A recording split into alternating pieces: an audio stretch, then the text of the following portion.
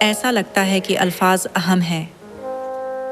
ایک لفظ لوگوں کو خوش کر سکتا ہے اور ایک لفظ انہیں دکھ دے سکتا ہے۔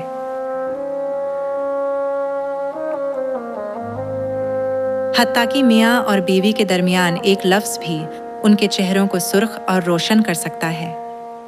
جب میں ایک لفظ سے خاندانوں کی تباہی کی خبریں اور الفاظ کے سبب پڑوسیوں یا ممالک میں مشکلات کی خبریں دیکھتی ہوں تو مجھے احساس ہوتا ہے کہ الفاظ زندگی میں واقعی کتنے اہم ہیں۔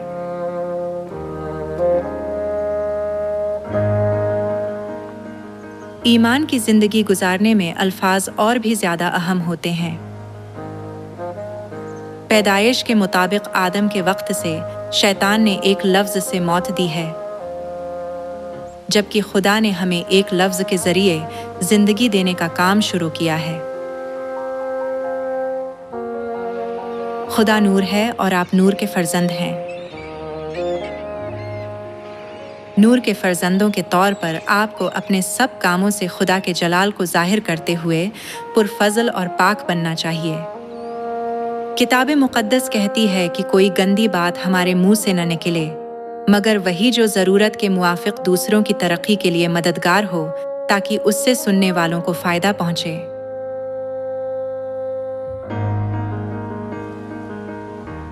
تاریکی میں اپنی خواہشات کا تعاقب کرنے کی بجائے ہمیں احتیاط سے اپنے کلام پر نظر رکھنی اور کاموں میں بھی عاجزی رکھنی چاہیے۔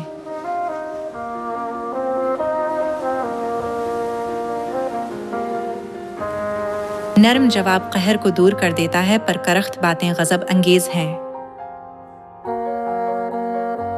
دوسروں کو مشتعل کرنے والے الفاظ استعمال کرنے سے گریز کرتے ہوئے اور احترام، حوصلہ افزائی اور خوشی دینے والے الفاظ کا انتخاب کر کے آپ دوسروں کے غصے کو کم کر سکتے ہیں۔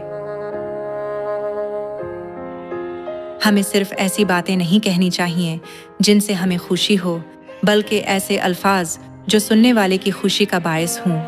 جب ہم دوسروں کے دلوں کو شادمان کریں تو وہ سچائی کو سنیں گے اور کمزوروں کا ایمان بڑھ سکتا ہے۔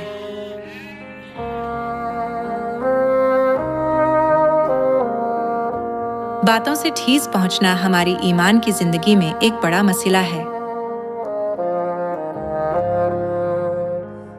اگر کسی کے ایمان کو برقرار رکھنے کی کوشش میں دکھ بھری باتوں کے باعث چرچ جانے کی حوصلہ شکنی کی جاتی ہے، تو یہ ایسے ہی ہے جیسے ایک لفظ نے اس کی روح کو ہلاک کر دیا ہے۔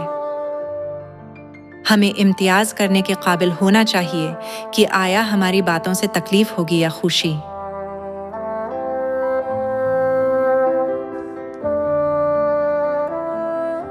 کیا ایسے لوگ نہیں ہیں جو محض چند الفاظ سے نجات پائے ہیں؟ جب یسوع مصلوب ہوئے تھے تو ان کی طرف سے بولنے والے ڈاکو کو فوراً شریعت دینے والے خدا کے کلام سے بچایا گیا تھا۔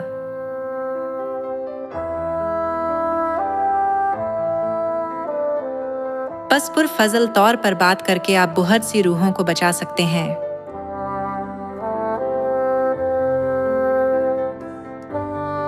آپ آسمان کی بادشاہی میں شاہی کہنوں کا فرقہ ہیں۔ بادشاہوں کے بادشاہ خدا کے فرزندوں کے طور پر آپ کو اپنے کلام اور کام دونوں میں پاک ہونا چاہیے۔ اس زمین پر باعزت ہونے کے لیے بہت سی چیزیں ایسی ہیں جو ضبط نفس کی ضرورت ہوتی ہیں۔ ہر وہ کام کرنے سے جو آپ چاہتے ہیں شروع میں اچھا لگے گا، لیکن آخر میں آپ کو وہ نہیں ملے گا جو واقعی آپ کے لیے ہے۔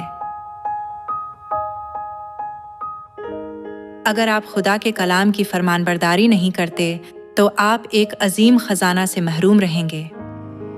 کلام کی فرمان برداری کا نتیجہ آسمان کی بادشاہی یعنی آسمانی کنعان ہے۔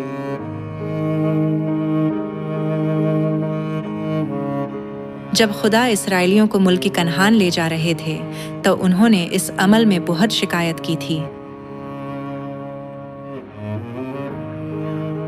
کیا انہیں 40 سالوں تک بیابان میں چلنے کا خدا کا مقصد انہیں برکت دینا نہیں تھا؟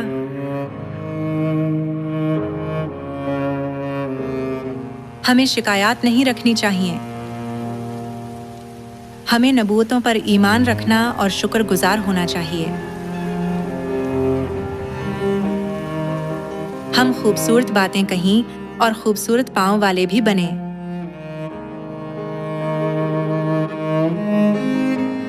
آئیں ہم مستعدی سے ان لوگوں کو سکھائیں جو ابدی زندگی، نئے عہد فسا کی سچائی سے ناواقف ہیں اور روح القدس کے زمانے میں نجات دہندہ مسیح آن سانگ ہوں جو ہمارے پاس یہ سچائی لے کر آئے ہیں۔ جیسے خدا ہماری زندگیوں کی قدر کرتے اور بچاتے ہیں، اسی طرح جب ہم دوسروں کی زندگیوں کو قیمتی گردانتے ہیں تو ہم ان کی مدد کرنے اور کلام کو بانٹنے کی ترغیب دیتے ہیں۔ خدا کی مانند دل کا ہونا خدا کی خوشخبری اور پھل لانے کی طرف لے جاتا ہے۔ آسمان کی بادشاہی کے شہریت کے حامل آپ کو اس کے جلال کو ظاہر کرنے والی مخلوقات میں بدلنے کے لیے خدا نے آپ کو صرف فضل اور نیکی کی باتیں کہنے کو کہا ہے۔ خدا غصہ میں جلدی کرنے والوں کو عاجز دل اور نرمی سے سخت بات کہنے والوں کو رونق بخشتا ہے۔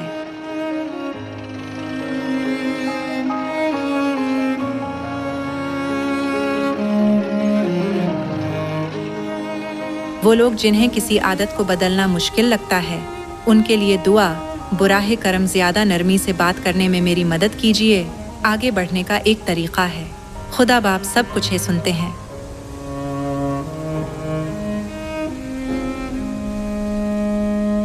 آئیں ہم خدا کی پاک محبت کو مشکلات کے طور پر نہ دیکھیں، بلکہ اس کے لیے شکر گزار ہوں کہ وہ ہمیں کیسے بنا رہا ہے۔